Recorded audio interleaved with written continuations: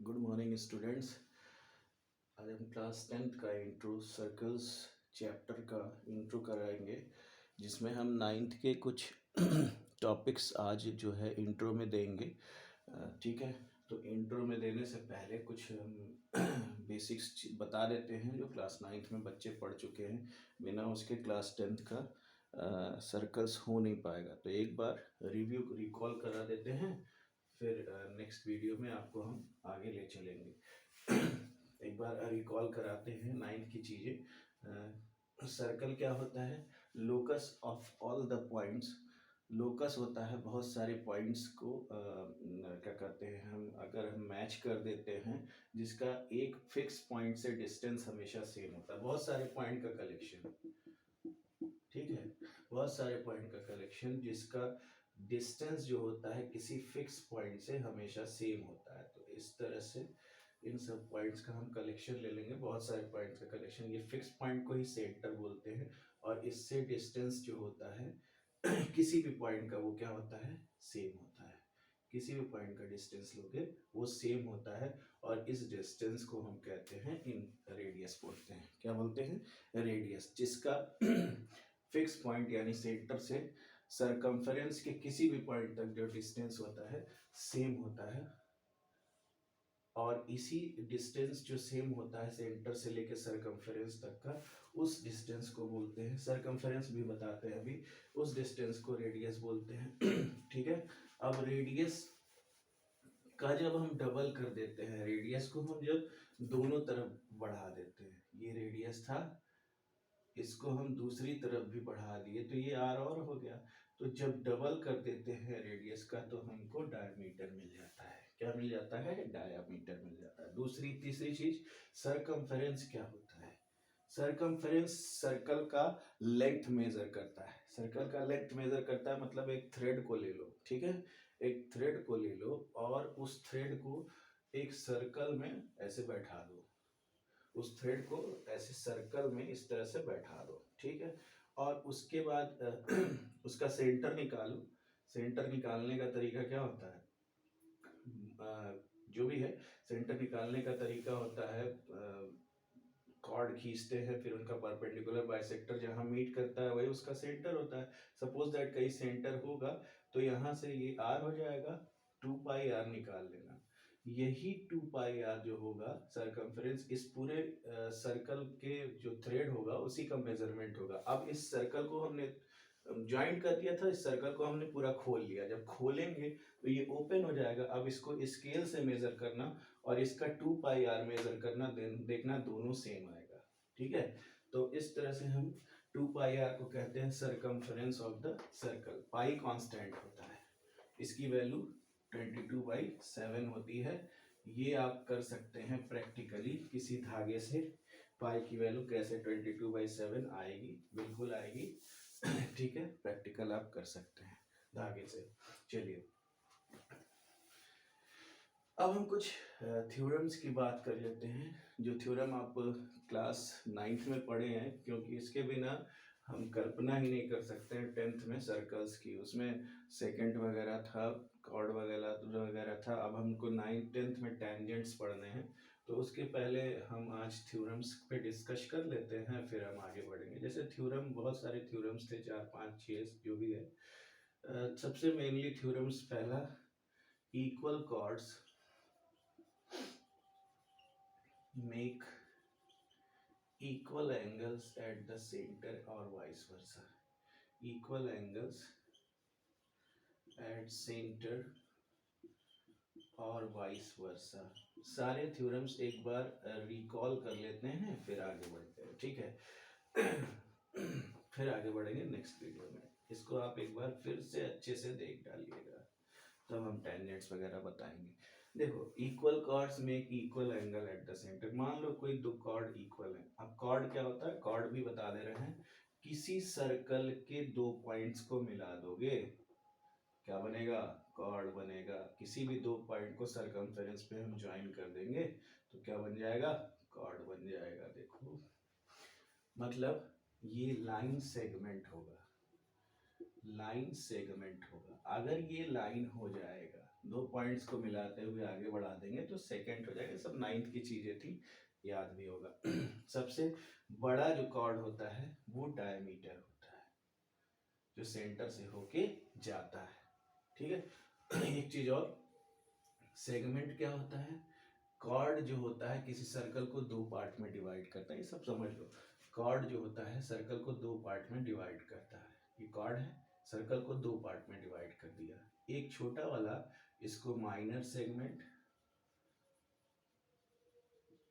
और जो बड़ा वाला था इसको मेजर सेगमेंट बोलते हैं, ठीक है। इसी तरह से कॉर्ड का जो अभी हम थ्योरम्स पे भी आते हैं, इसको हम क्लियर कर दें। सबसे बड़ा कॉर्ड जो डायमीटर होगा, जो सेंटर से होके जाएगा, ऐसा कॉर्ड जो सेंटर से होके जाता है उस कॉर्ड को डायमीटर बोलते हैं। यानी largest chord of the circle is diameter. जब कॉर्ड डिवाइड कर, ये डायमीटर डिवाइड करता है सर्कल को, तो हम माइनर और मेजर सेगमेंट का कोई हाइपोथेसिस नहीं होता है। उस कंडीशन में दो रीजन बनते हैं और दोनों रीजन को बोलते हैं सेमी सर्कुलर रीजन। क्या बोलते हैं? Semi circular region. इसको हम क्लियर कर देते हैं फिर बताते हैं। दोनों सेमी सर्कुलर रीजन। जब भी ऐसा कॉर्ड जो सेंटर से होके जाएगा, वो कॉर्ड अगर किसी सर्कल को डिवाइड करेगा दो पार्ट में, तो उस सर्कल उस सर्कल में माइनर मेजर जैसी कोई चीज नहीं रह जाती है, तब दो रीजन हो जाते हैं, सेमी सर्कुलर रीजन हो जाते हैं। क्या हो जाते हैं? Semi circular region. ठीक है, चलिए, सेमी सर्कुलर रीजन समझ में आ गया कि जब भी कॉर्ड सेंटर से होके पास करेगा तो सेमी सर्कुलर रीजन बनेगा। ये हो गया आपका सेगमेंट। सेक्टर समझ लीजिए, कोई आर्क, दो रेडियस और कोई आर्क, ये आर्क है यहां से यहां तक, ये देखो ना आर्क है, ये आर्क और दो रेडियस मिलके जो रीजन बनाते हैं उसको हम सेक्टर बोलते हैं। जो छोटा सेक्टर होगा उसको माइनर सेक्टर, जो बड़ा वाला सेक्टर दिखा इसको मेजर सेक्टर। बस इस तरह से ये आर्क ये भी तो हो सकता है जो सेंटर से होके जाए, यानी डायमीटर, ये भी तो आर्क है। जब भी आर्क सेंटर से होके जाता है तो उसमें मेजर माइनर का कोई कॉन्सेप्ट नहीं है। आर्क है, नीचे की तरफ भी जितना कट किया उतना ऊपर की तरफ भी कट किया है, तब इसको बोलेंगे semi circular region. Semi circular region. तो सेक्टर भी जो होते हैं वो डिवाइड हो जाते हैं दो सेमी सर्कुलर रीजन में, और सेगमेंट भी दो डिवाइड हो जाते हैं दो सेमी सर्कुलर रीजन में। तो चलिए इस थ्योरम को डिस्कशन करते हैं। दो इक्वल कॉर्ड्स हैं तो सेंटर पे ये सेम एंगल बनाते हैं। इसकी बहुत जरूरत पड़ेगी बाबू, बिना पढ़े एक बार इसको रिकॉल कर लेना, इसकी बहुत जरूरत पड़ेगी। दो ये इक्वल कॉर्ड्स हैं, मतलब ये जो कॉर्ड है और ये जो कॉर्ड है दोनों इक्वल कॉर्ड है। हमको बस इसका यूज करना है, हम इस बार प्रूफ करने वाले नहीं हैं। बस इसको ध्यान में रखना, हम क्वेश्चन लगाते समय यूज करेंगे। तो ये जो इक्वल कॉर्ड्स हैं सेंटर पे सेम एंगल बनाते हैं, इस चीज को आपको याद कर लेना है। क्या कर लेना है? याद कर लेना है, ठीक है। याद हो जाएगा। इक्वल कॉर्ड्स मेक सब क्या subtend equal angles eight the centre और वाइस वर्सा। देखो कैसे, ये कॉर्ड इसके इक्वल है, ये रेडियाई ऑफ सेम सर्कल, ये भी radii of same circle. S S S से दोनों ट्रायंगल कॉन्ग्रुएंट होंगे, जब कॉन्ग्रुएंट होंगे तो सीपी सीटी से ये दोनों एंगल क्या हो जाएंगे? इक्वल हो जाएंगे। तो इक्वल एंगल हमेशा, इक्वल कॉर्ड हमेशा इक्वल एंगल सबटेंड करते हैं सेंटर पे। वाइस वर्सा का मतलब जस्ट इसका कन्वर्स, अगर इक्वल सेंटर सबटेंड करते हैं तो ये दोनों कॉर्ड इक्वल होंगे, बिल्कुल होंगे। एस से ये दो रेडियस है सेम सर्कल के, दोनों इक्वल हो गए और एक एंगल इक्वल हो गया, सीपीसीटी से ये कॉर्ड भी इक्वल हो जाएंगे। तो ये एक थ्योरम हुआ। Next next theorem,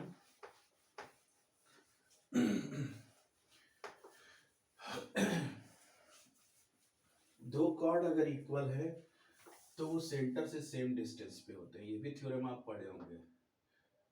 if two chords are equal, chords are equal, बस याद रखना इस बार, then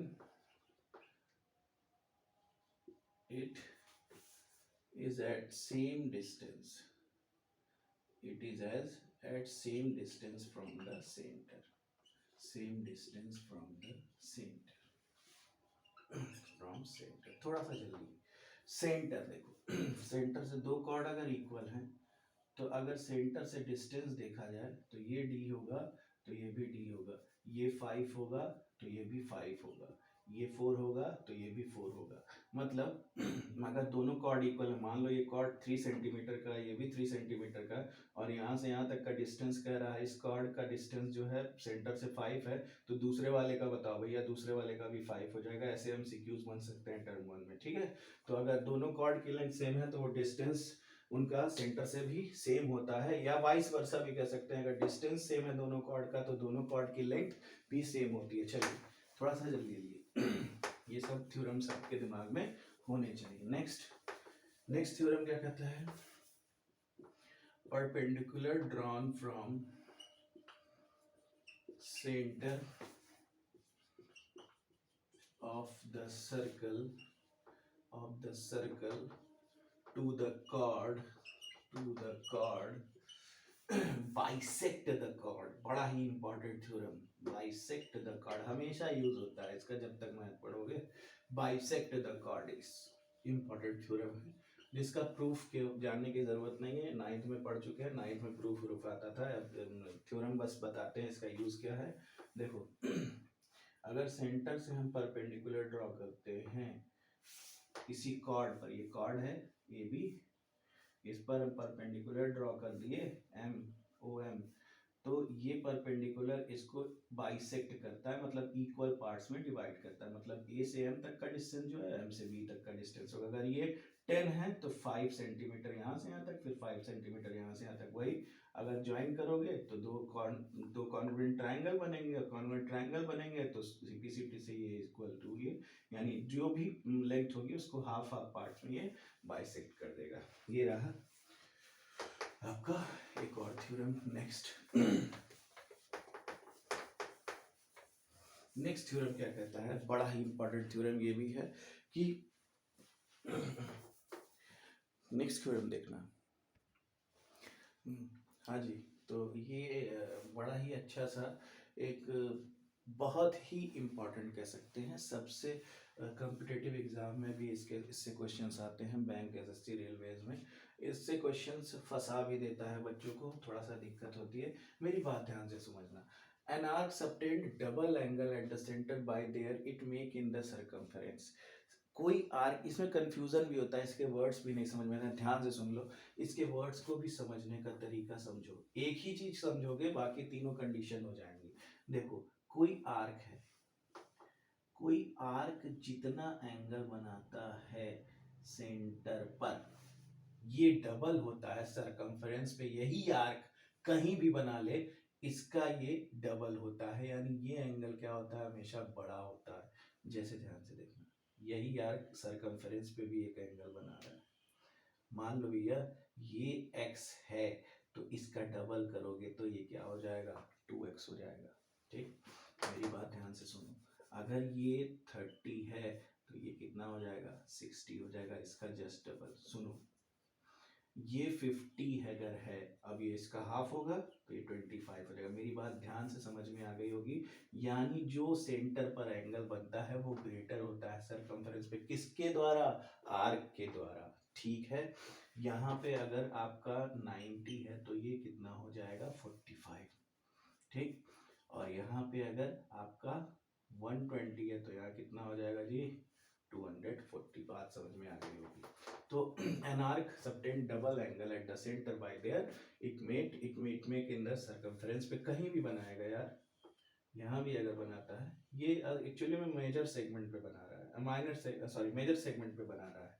ठीक है, तो यहाँ पे अगर 40 होगा तो यहाँ भी कितना हो जाएगा, 80। ठीक है, तो इस चीज का ध्यान आपको रखना है। जैसे एक अगर यही आर्क आपका, यही आर्क अगर आपका सेंटर से जाए, यही आर्क आपका किससे जाए, सेंटर से जाए, यही आर्क आपका सेंटर से, ये सेंटर की तरफ टेंड कर गया, सेंटर की तरफ ये दोनों आर्क टेंड कर गए। अब ये आर्क सेंटर पर आ गए, अब क्या किया जाए, अब देखो तो दो सेमी सर्कुलर रीजन मिले, इसी से ये जनरेट हुआ। देखो ये कितने डिग्री होगा, स्ट्रेट एंगल है 180 डिग्री। अब यही आर्क सरकमफेरेंस पे जो एंगल बनाएगा भाई, ये इसका डबल होता है, ये एंगल इसका डबल, ये एंगल डबल हो गया, यानी यहाँ 90 रहा होगा। क्या रहा होगा? इसका आधा ही रहा होगा ना, तो ये 90 रहा होगा, तो ये 180। यानी सेमी सर्कल पर जो एंगल सबटेंड होता है वो कितने डिग्री होता है? हमेशा याद रखना 90 डिग्री। बहुत इंपॉर्टेंट थ्योरम है ये दोनों, ठीक है। सेमी सर्कल पर जो एंगल टेंड होता है वो हमेशा कितने डिग्री होता है? 90 डिग्री होता है। बात समझ में आ गई? चलिए नेक्स्ट थ्योरम। बस 3-4 थ्योरम और हैं, इसके बाद इंट्रो देके एक और वीडियो में, उसके बाद हम सर्कल्स पढ़ाएंगे। अब तो मैं पूरा पढ़ाऊंगा, ठीक है। देखो, जब भी माइनर सेगमेंट पे आर्क एंगल बनाता है, माइनर सेगमेंट बोले तो इस तरह से,